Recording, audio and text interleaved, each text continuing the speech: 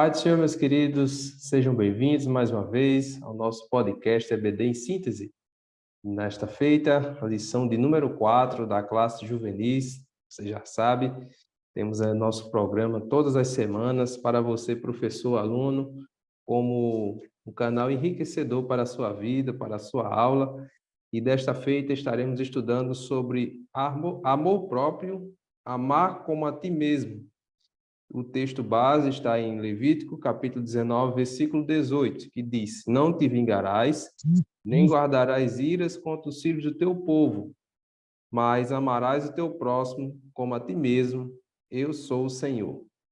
Muito bem. Mais uma vez comigo estão os nossos irmãos Reinaldinho, pai do Senhor Reinaldinho.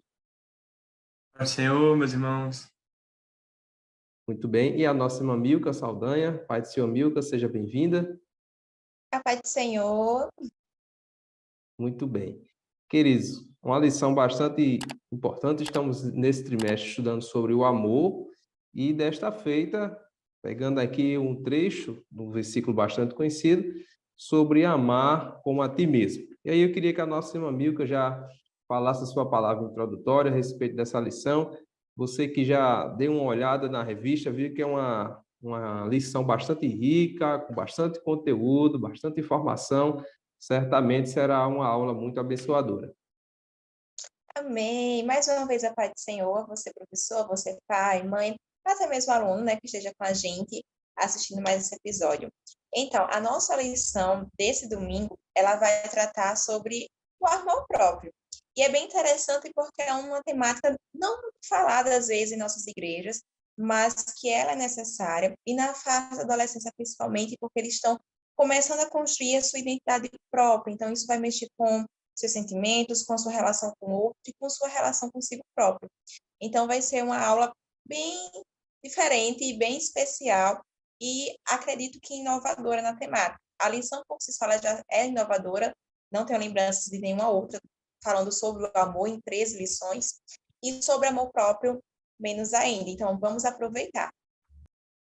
Muito bem. Reinaldinho, nós vemos nessa lição, a gente já estudou para gravar essa aula, e é uma lição que ela mistura alguns conteúdos da área teológica, mas também da área da psicologia, né? A autora ela teve esse cuidado de trazer algumas informações relevantes da sua própria área de atuação e trouxe também, claro, o conteúdo bíblico teológico para enriquecer ainda mais o conteúdo da lição número 4. Amém, José. É verdade. Se nós formos olhar, né? Nós fomos criados por Deus, né? Então, tudo que a Bíblia nos orienta acerca do amor, e esse é o tema, como bem colocou, o amor de Deus, né? Tudo que a Bíblia nos orienta sobre a psique humana, ela é verdade. Ela se torna verdade em nossa vida. O que acontece é que a ciência, a psicologia, a medicina, todas as ciências de alguma forma são auxiliares que nos fazem entender melhor alguns mistérios que Deus não revelou na sua palavra, como, por exemplo, as causas da depressão, as reações químicas que acontecem quando a pessoa tem depressão, quando se está apaixonado. Mas tudo isso, na verdade, são reflexos do próprio amor de Deus, né, em nossas vidas. A verdade é que tem um teólogo, o John Wesley, ele vai dizer que o amor de Deus, ele fala, o Deus do amor santo age em nós, e por isso nós podemos amar o próximo e amar também a nós mesmos. Na verdade, ele não fala sobre nós mesmos, mas como a palavra de Deus já nos fala, em Marcos 12:31, Jesus nos manda que nós devemos amar o nosso próximo como a nós mesmos. Então, fica evidente, fica claro, que nós devemos amar o outro na medida em que nós nos amamos. Só que isso só pode ser alcançado, e é aqui que entra o amor santo, o Deus do amor santo, isso pode ser alcançado através da regeneração, através da salvação da alma, da libertação da alma. Tem alguns teólogos alemães que eles dizem que, do pietismo alemão, né, que chama, ele diz que nós só podemos amar ao outro, em verdade, quando nós somos nascidos de novo. Né? Então, para que eu ame o próximo, se eu tenho que me amar a mim mesmo, existe também, então, vice-versa, um amor próprio bíblico, um amor próprio que só pode ser atingido através da libertação, através do novo nascimento.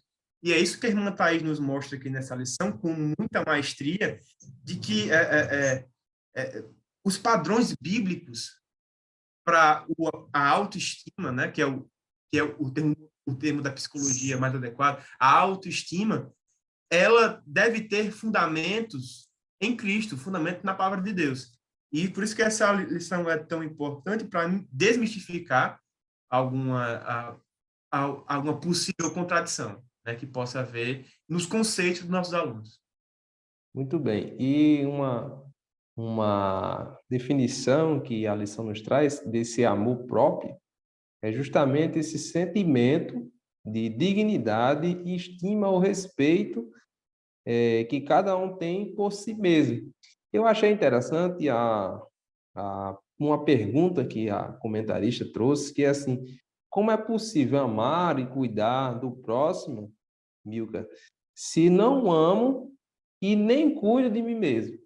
Às vezes nós vemos isso nas igrejas, muitas pessoas que estão cuidando ou querem cuidar de grupos, né, de pessoas dentro da igreja, mas são pessoas que elas mesmas precisam desse cuidado, desse amor próprio para depois, e assim, consequentemente, conseguirem cuidar, amar, zelar por aqueles que estão próximos de si mesmo. E isso é uma questão muito importante, porque, afinal, esse foi o mandamento do próprio Senhor Jesus, né? Reinaldo já falou, Marcos capítulo 12, Jesus disse que nós devemos amar o próximo como a si mesmo. Então, como é que eu vou amar alguém? Como é que eu vou amar o outrem? Como é que eu vou amar o meu irmão? Como é que eu vou amar alguém que ainda não professa fé em Cristo? Se eu mesmo não nutro esse sentimento por mim, então vai ficar um pouco mais difícil. Então, realmente, a gente tem esse costume, né, de se doar pelo outro, de viver pelo outro, de cuidar do outro, e não olhar para dentro de nós, ver como nós estamos, ver se a gente não precisa ser cuidado, ver se a gente não precisa se amar. Eu sou enfermeira, tenho graduação em enfermagem, na verdade, não trabalho como enfermeira, mas é muito comum a gente ver os acompanhantes, os cuidadores dos pacientes adoecendo por conta do cuidado. E por que isso acontece? Porque cuidam do outro, se dão pelo outro, mas não se cuidam.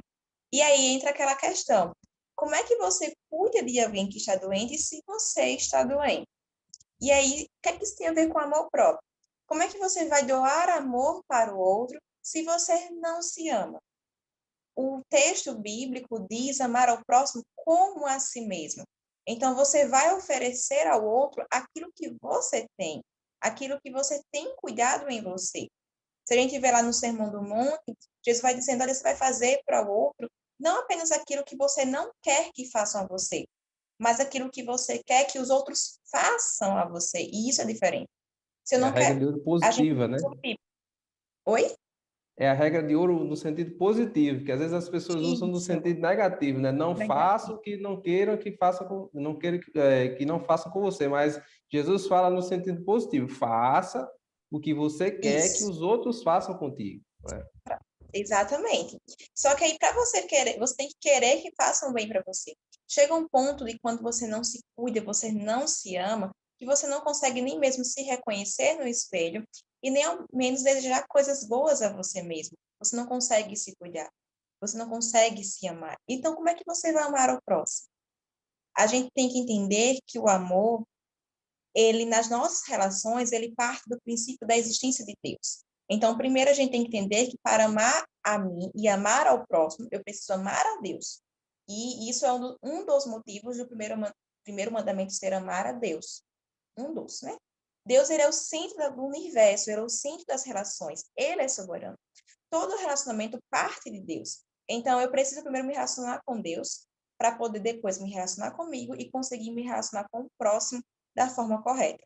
Se a gente não entender o amor que Deus quer para nós e como a gente quer que vivamos, a gente não vai conseguir entender o que realmente era amor próprio e também não vamos conseguir entender o que é amar ao nosso próximo. Então, a gente tem que começar a colocar em nossas mentes e explicar também isso aos nossos alunos, porque essa realidade não é só para o adolescente, é para nós também, particularmente uma lição que daria para estudar a toda a igreja. A gente tem que começar a entender que amar a si próprio não é sinônimo de egoísmo nem de soberba. E isso acontece quando a gente faz esse amor próprio o centro de nossa vida. Ou seja, a gente se auto-idolatra, e aí isso é um pecado. Mas enquanto a gente usar isso de acordo com os padrões bíblicos, isso sim será correto e gerar bons frutos. Mas a gente também não fizer isso, se a gente não fizer do padrão correto, seja para menos, seja para mais, a gente vai acabar se prejudicando e causando grandes consequências para nós e para quem convive conosco. Então, professor, uma coisa que eu quero dizer a você, pai, mãe, que está nos assistindo, na verdade, é que a gente possa, com essa lição, também entender que é necessário a gente se amar e é necessário a gente aprender como fazer isso. O amor a nós mesmos, ele é dado por Deus e a gente tem que fazê-lo. A gente tem que saber como fazer. Então, professor, uma pergunta que eu lanço. Como a gente se ama? Como a gente deve se amar? Porque falar que a gente deve se amar é uma coisa, mas tem que saber como fazer isso. Perfeito, muito bem.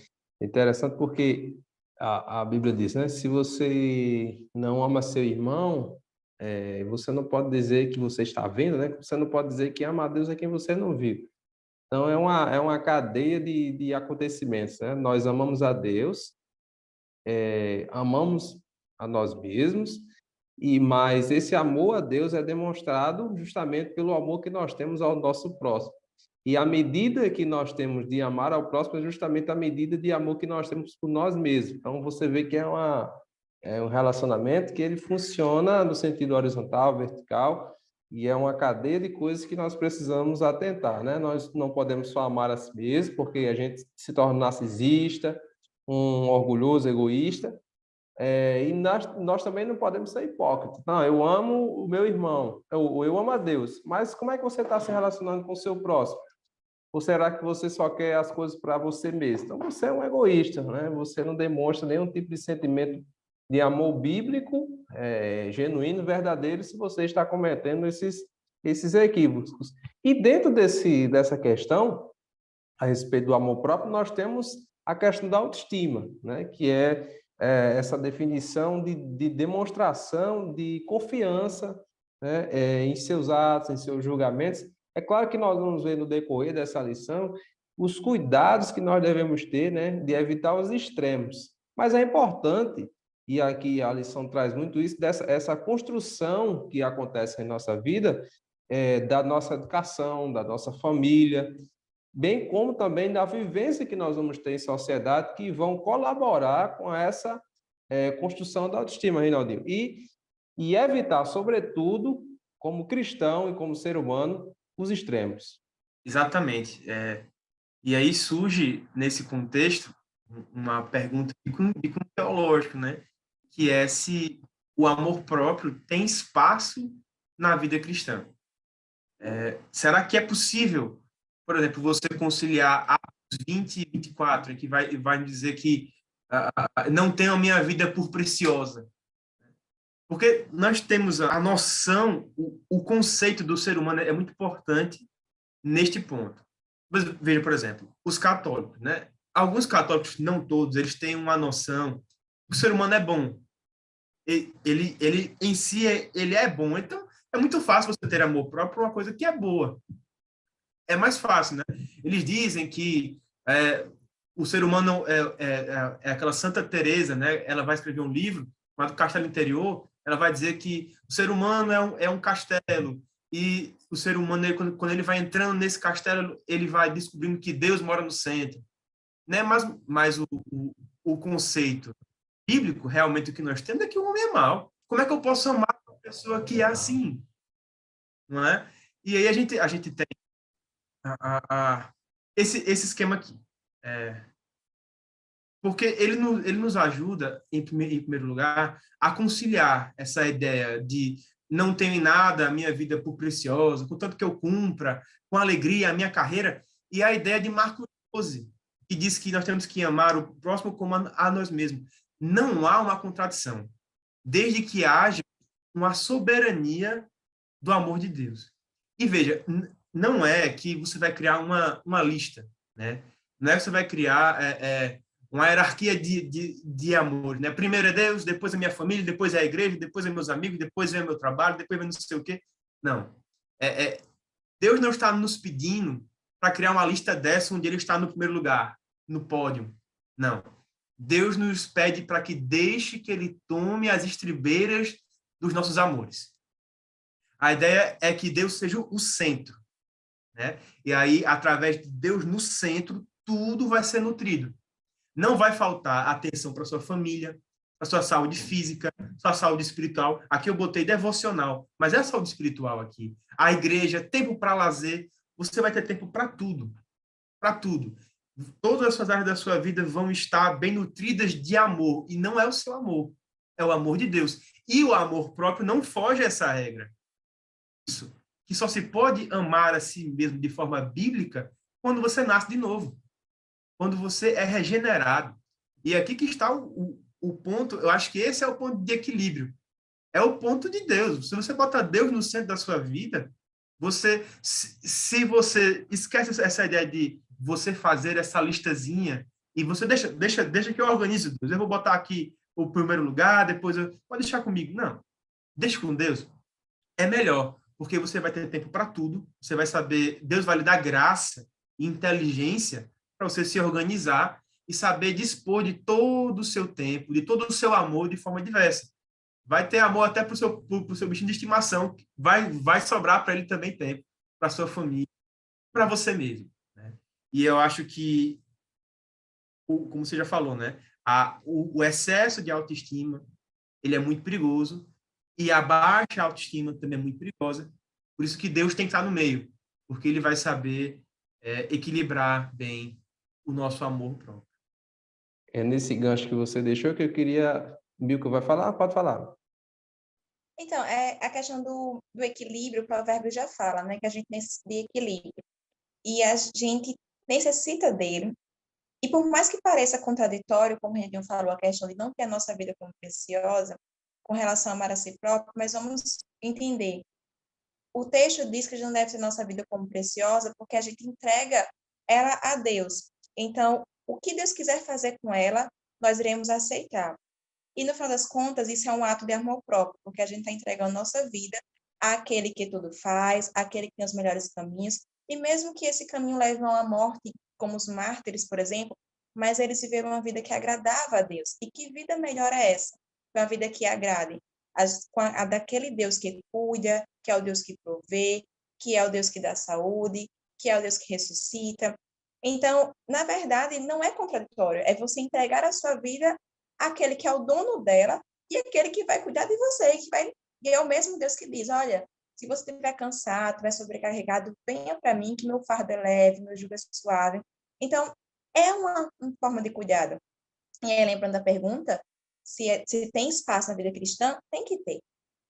Deus nos fez, Deus criou, Deus é amor, Deus mora em nós e Ele nos ama. Então, como é que a gente não se ama? A gente não deve ter a mais. A gente não deve ter o excesso, soberba, que é a gente já entrando no próximo tópico, mas necessário. Muito bem. É justamente nesse gancho que vocês já me guiaram aqui, que é o tópico 2, que é justamente o cuidado com esses excessos, com esses extremos.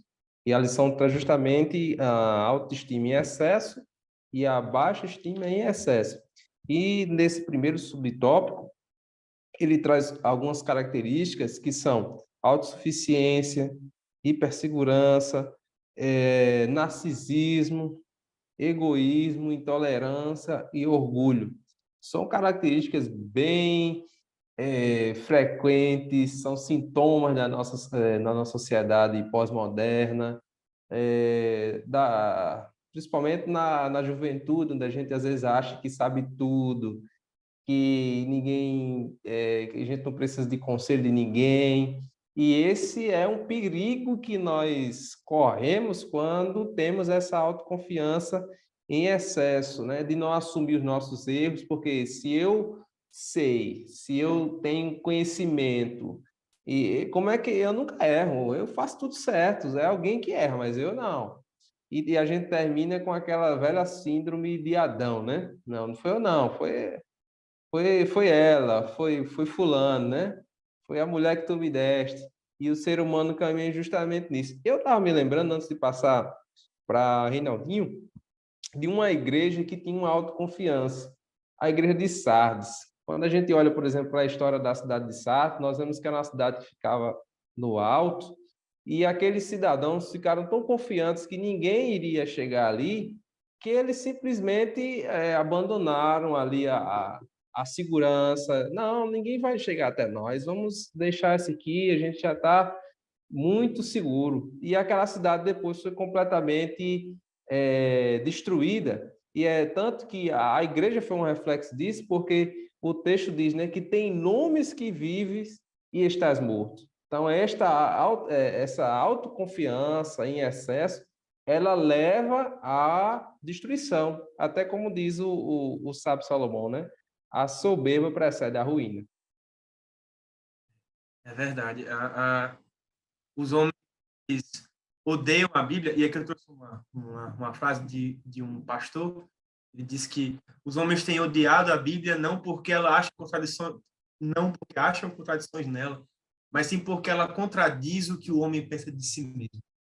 Na verdade, é o que nos irrita, vamos dizer assim, o que nos irrita, entre aspas, nos irrita na palavra de Deus, porque ela é contra nós.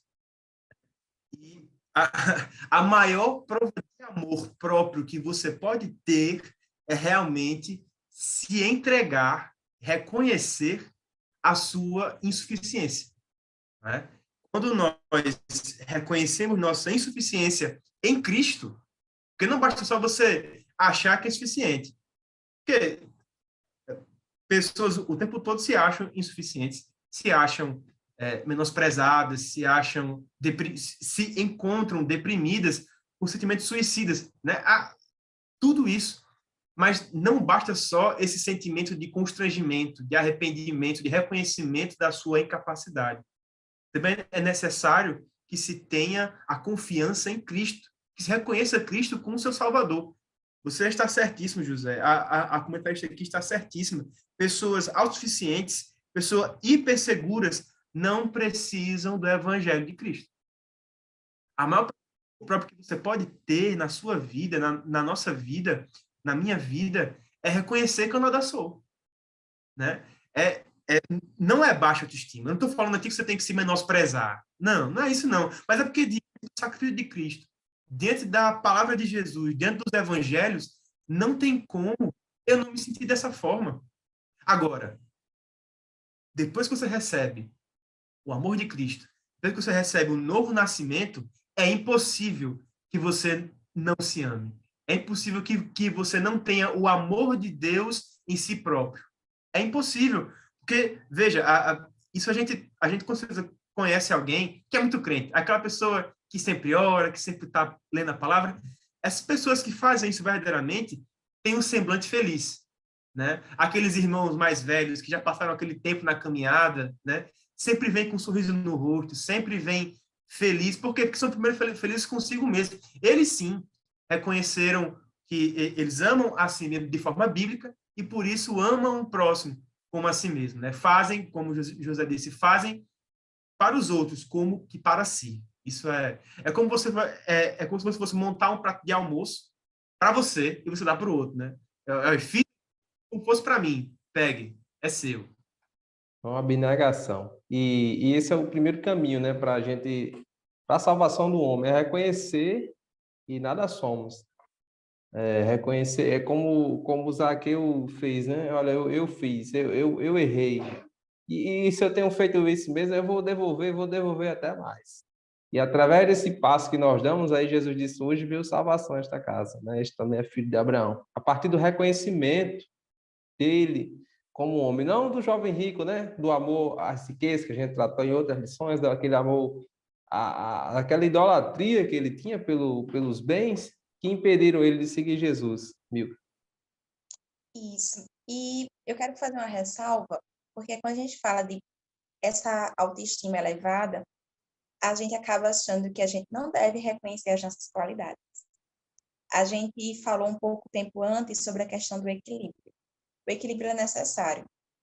Quem falou muito bem. A gente vai se amar a partir do momento que a gente entregar verdadeiramente nossa vida a Cristo e deixar que Ele tome o controle dela. Só que a gente tem que entender que muitas vezes a gente entrega a nossa vida a Deus, Deus começa a controlá-la, Deus começa a nos abençoar, começa a dar um talento, um dom, até porque todos, Deus deu pelo menos um talento.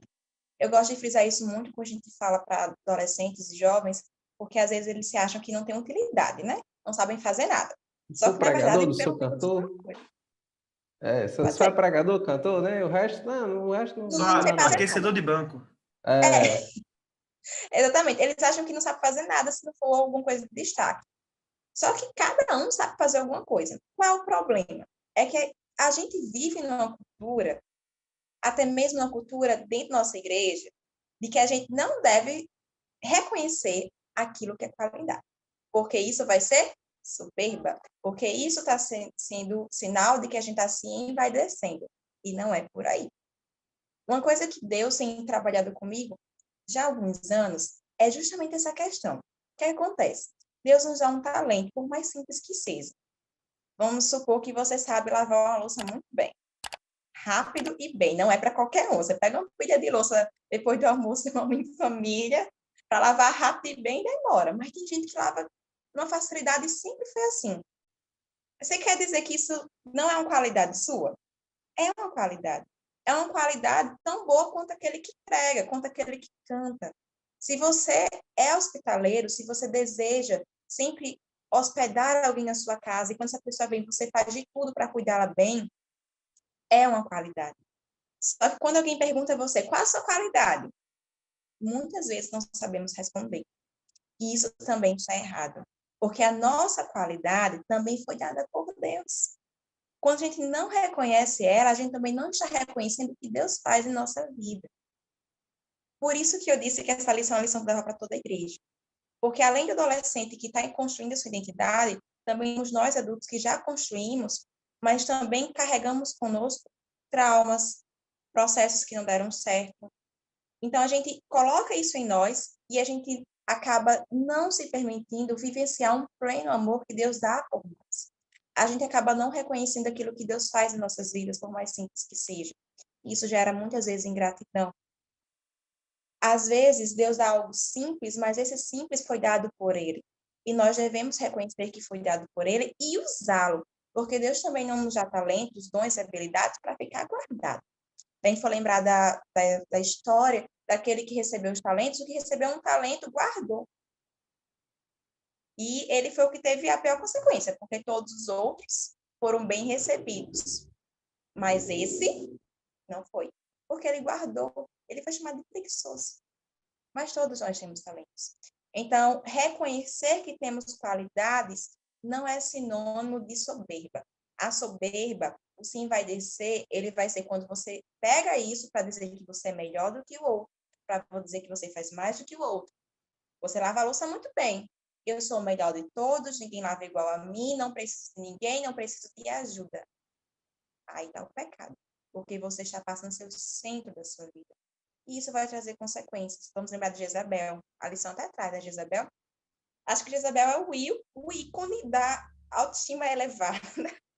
E como isso é extremamente horrendo, né? Porque não tem palavras para descrever o que aquela mulher fez. Viemos e convencer. Jezabel seguiu seu sonho, né? Jezabel, ela foi a todos os seminários de coaching. Foi. Ela foi o Ela era River assim. Nath, né? É. fazer o que eu Ela não quero desistiu fazer. do propósito dela, né? Ela não desistiu do... Não desistiu, mas teve consequência. Custe o que E custar. não foi boa. Não foi... Gente, que morte horrível foi aquela daquela mulher, né? E você ter o seu corpo comido por cachorros. Entenda, foi algo horrível, porque ela fez algo.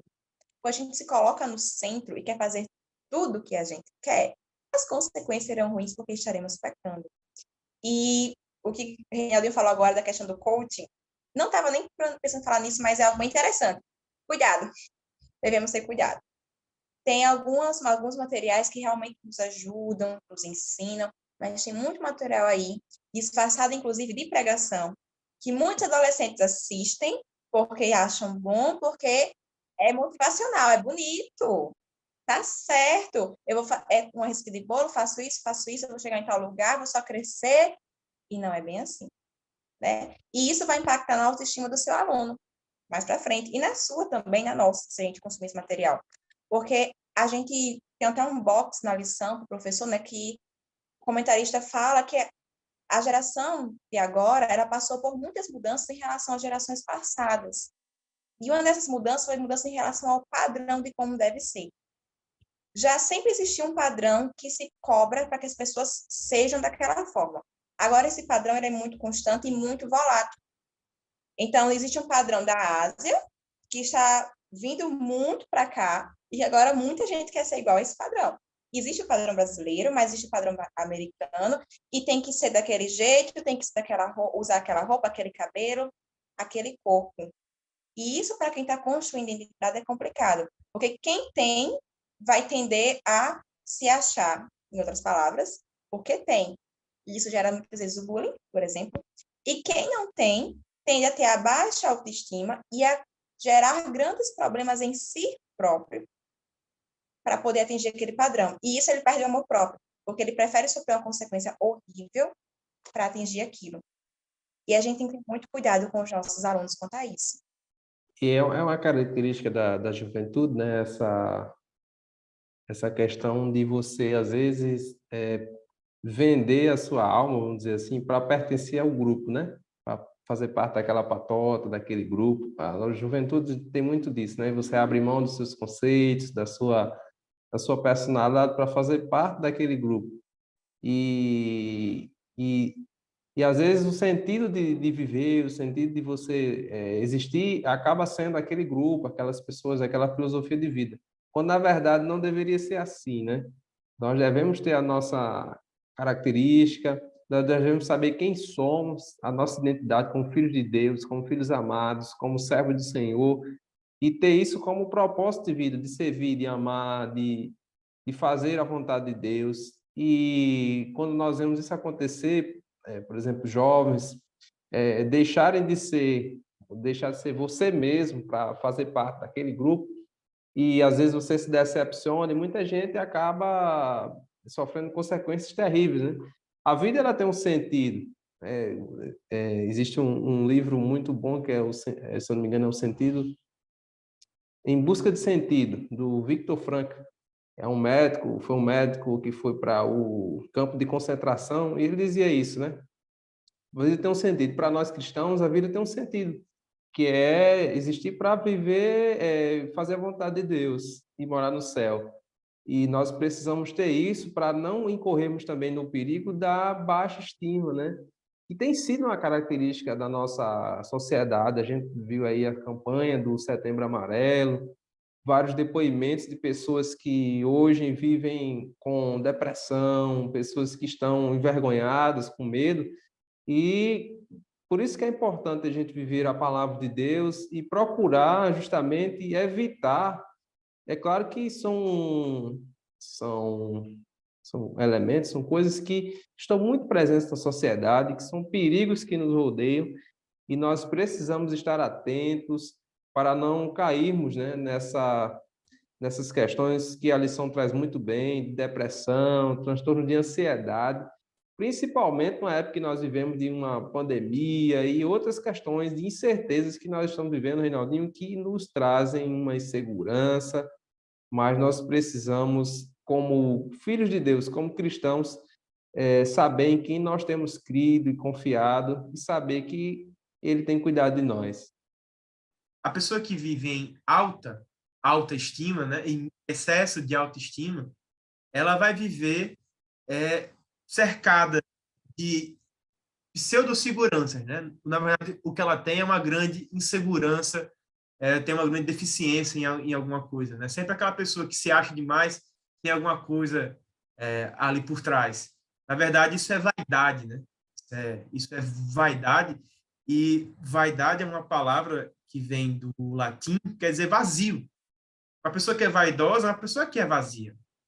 Uma pessoa que tem baixa autoestima é uma pessoa que simplesmente reconheceu o seu vazio e não tem forma de sair dele. Na verdade, é uma cosmovisão de vida pessimista.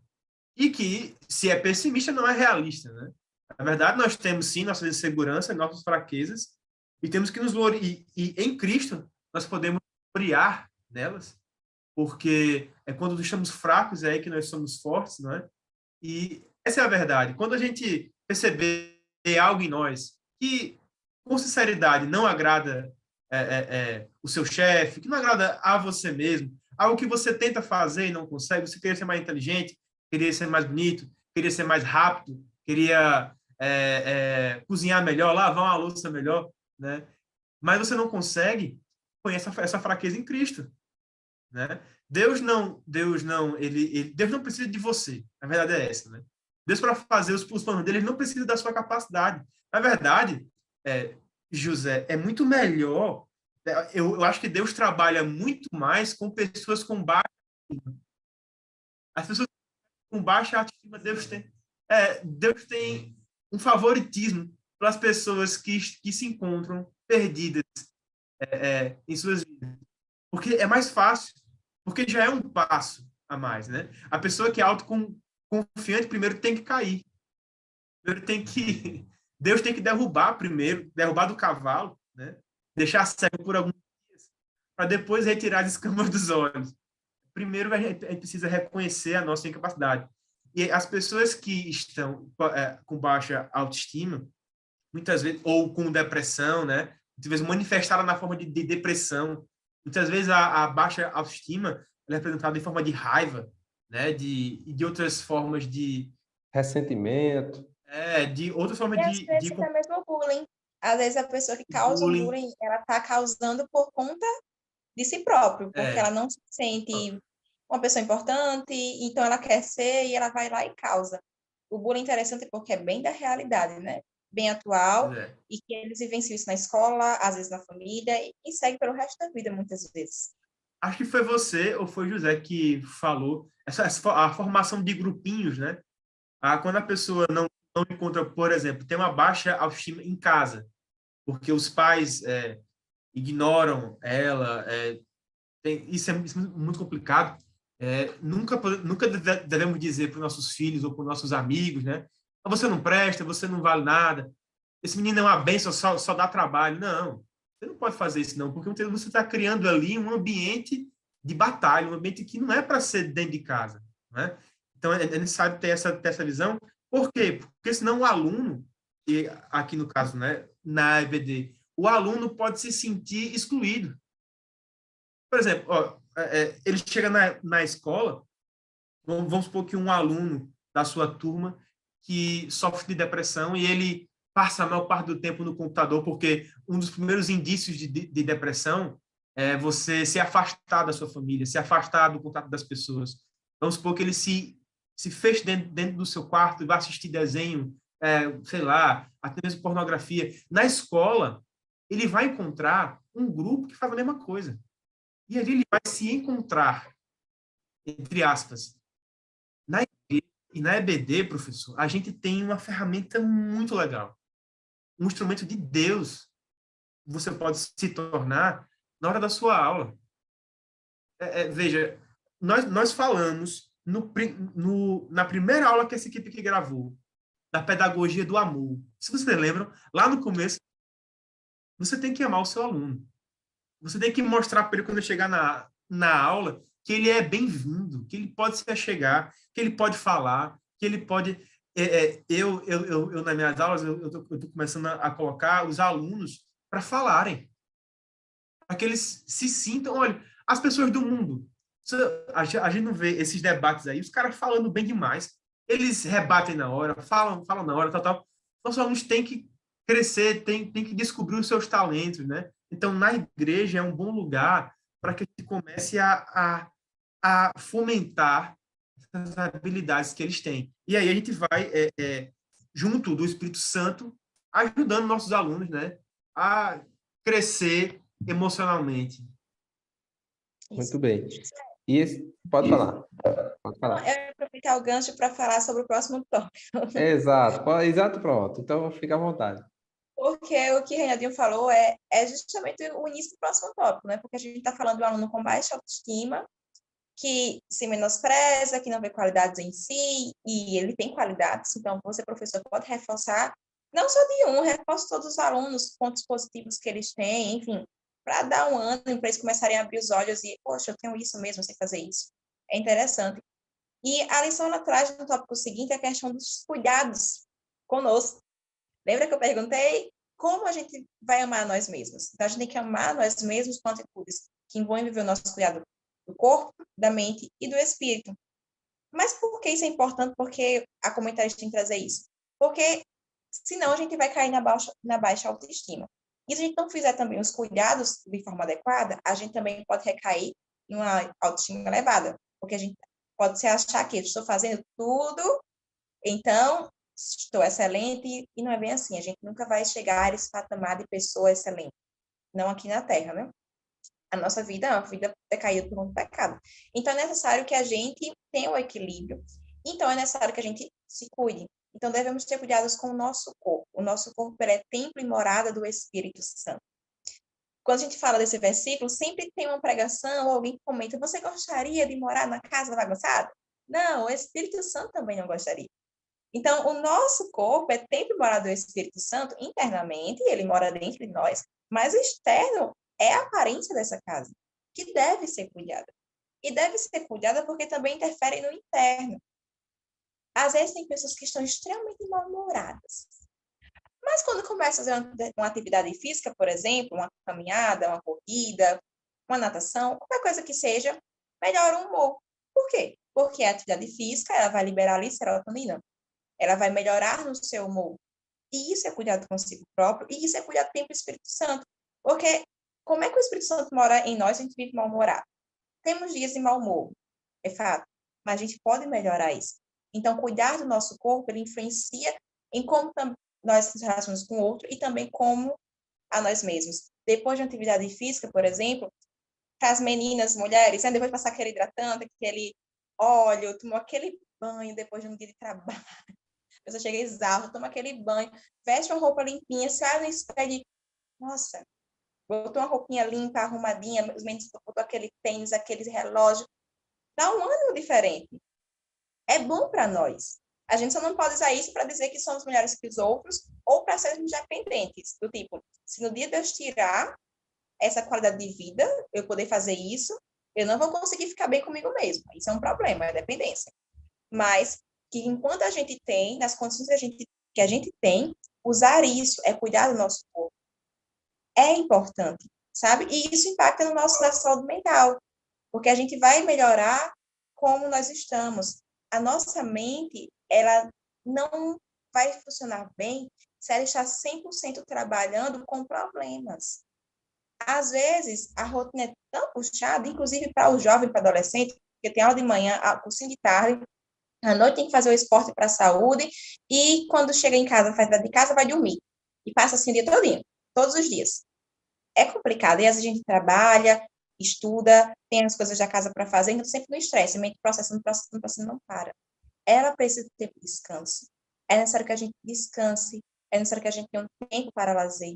Se eu não me engano, é em Salmos, acho que é o salmista, né, em Salmos, vai dizer: Senhor, ensina-me, dá-me sabedoria para remir o meu tempo. Nós temos que aprender a dividir o nosso tempo, entender que a gente precisa ter cuidado com a nossa mente, se alimentar de coisas boas para ela. Às vezes, filmes, séries, livros bons, ok, mas tem aqueles que são ruins e que a gente consome. Isso vai trazer problemas para a nossa saúde mental. Eu falo assim, como se estivesse falando para você, professor, e não me pedindo como de costume, fale para o seu aluno, né, tem o costume de fazer isso, porque é uma lição que também é para nós.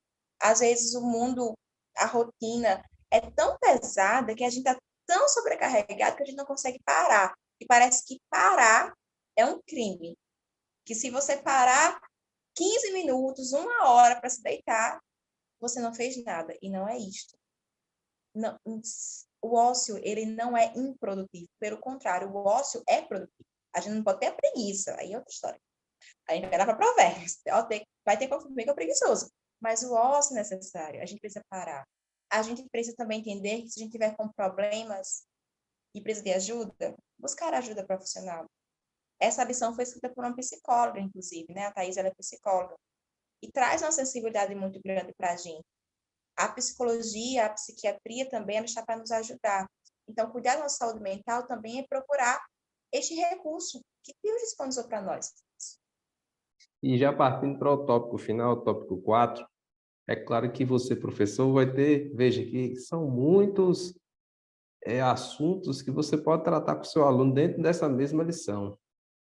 É importante que você converse com eles, pergunte. Pode ser que muitos deles estejam também com uma autoestima bem elevada, um excesso de confiança, ou mesmo aqueles que estão com a baixa estima, que você vê que talvez não participa muito da sua aula, ou que não vai muito às aulas de escola dominical, pode ser um sinal de que aquele aluno esteja justamente com uma baixa autoestima, esteja necessitando de ajuda. E nós, como professores, como líderes de jovens, como pessoas, como irmãos em Cristo, precisamos estar bem atentos a essas coisas para ajudarmos os nossos queridos irmãos. E o tópico final, o tópico 4, ele traz justamente sobre a autoestima humilde. A gente viu sobre o amor próprio, sobre os excessos, sobre como nós vamos demonstrar esse amor próprio através do nosso cuidado com o corpo, com a alma, com a mente, e agora reconhecendo que o nosso coração ele é bastante enganoso, Reinaldinho, nós precisamos ter muito cuidado com isso, porque devemos colocar sobre a prova da palavra de Deus e evidenciar nossos sentimentos e pensamentos sob a égide da palavra de Deus. Sonda, meu Deus, vê se há em mim algum caminho mau, né? Salmo 39. Pois é, precisa olhar para si com os olhos de Deus, né? Olhar para si com os olhos de fogo, vamos dizer assim, com os olhos de justiça de Deus, procurar em nós as nossas... quem nós realmente nós somos, né? O nosso coração, ele é enganoso. Ele coloca sonhos na nossa mente que não são de Deus, coloca vontades que são contra a vontade de Deus. Então, não são perfeitos, não são agradáveis, nem são bons. São sonhos perversos, né? Eu tenho um aluno, ele já foi para outra congregação, que ele era uma pessoa que estava se descobrindo. Ele estava prestes a entrar no ensino médio, para entrar no pré-vestibular. E ele tinha uma dificuldade, que ele não sabia o que ele queria da vida dele. Ele não sabia o que ele ia fazer da vida dele. E aí, através de conversas, por exemplo, empresta um livro, empresta uma coisa, gasta tempo com o seu aluno, a gente consegue, de alguma forma, ajudar nessa autoanálise dele, né? Ver como é que ele vai se sair. Mas, na verdade, é como o Milton falou, a gente tem que reconhecer as nossas qualidades com humildade, né? Agora, então, reconhecer o valor em Cristo, né? Que fora dele nós não temos realmente valor nenhum. Fora de Cristo o que sobra é depressão, suicídios, mas com Cristo nós temos a vida eterna. Se o Filho vos libertar, verdadeiramente serei. Perfeito. E esse exemplo que a lição traz, Milka, sobre uma personagem bastante marcante, Esther, a Judite Esther, como um exemplo de autenticidade. Isso mesmo, Esther, né? Ela vai ser levada para o palácio, a gente conhece bem a história, e ela vai ser apresentada ao rei. Interessante que às vezes as pessoas colocam como se ela fosse maltrapilha para ser apresentada, não é bem assim, né? Ela vai levar aquilo que foi orientado a ela levar, só que ela não vai escolher nada mais. Então, era um exemplo de humildade e também de modéstia, né? Se for ver nesse contexto. E a gente tem que usar esse exemplo de Esther. Tanto o exemplo de como ela foi se apresentar, aceitou os conselhos, aceitou as normas, o que foi orientado, e percebeu que apenas aquilo era suficiente, que o que ela tinha nela é suficiente. O que temos em nós é suficiente, porque foi Deus quem nos deu. E Ele vai se responsabilizar pelos demais, vai cuidar de nós, habilidades de desenvolver e vai dar as estratégias. E ela estava em um lugar de destaque e usou este lugar de destaque em prol dos demais. E a gente tem que fazer isso. Assim como Esther, reconhecer que não é porque estamos numa posição alta, se for o caso, que a gente não deve olhar para o outro. Deus nos colocou ali, então vamos usar isso para abençoar os demais. Isso, quando a gente se ama, é mais notório, porque a gente consegue se colocar no lugar do outro. Mas a gente não se amar, se a gente estiver lá em cima na autoestima, a gente não se coloca no lugar do outro. E se a gente estiver com a autoestima lá embaixo, a gente vai achar que a gente não pode fazer nada. E isso vai ser um problema, porque a gente não vai ajudar mesmo por dentro. Então, o equilíbrio, ele vai ser importante e Estela vai ser um exemplo disso, né? Ela vai ter aquela humildade e vai se colocar no lugar do outro. Muito bem. Foi um prazer mais uma vez estar com vocês. Uma aula tão abençoadora, rica, como eu costumo falar. Espero que você, professor, faça um bom proveito dessa lição. Você que é aluno, que também está assistindo o nosso episódio, nosso podcast, investigue o assunto, estude, avance no conhecimento, porque certamente nós estamos estudando e falando de algo maravilhoso, que é a palavra de Deus, que ela tem esse poder transformador na vida daqueles que ouvem a palavra. Então, você, professor, invista no seu aluno, converse com ele, analise, observe, porque certamente na sua classe pode ter os extremos, pode ter aquele aluno mais equilibrado, e vamos ter cuidado, porque são elementos muito presentes na nossa sociedade, justamente também dentro da nossa igreja. Então, foi um prazer, que Deus possa abençoar a vida de todos vocês que estão assistindo esse vídeo, e que nós tenhamos aí um trimestre muito rico, de muito aprendizado da palavra de Deus. Quero agradecer mais uma vez ao Reinaldinho, a Milka, que Deus abençoe vocês e desejamos que todos fiquem na paz do nosso Senhor Jesus Cristo. Deus abençoe a todos. Amém. Amém. A paz do Senhor. Deus abençoe.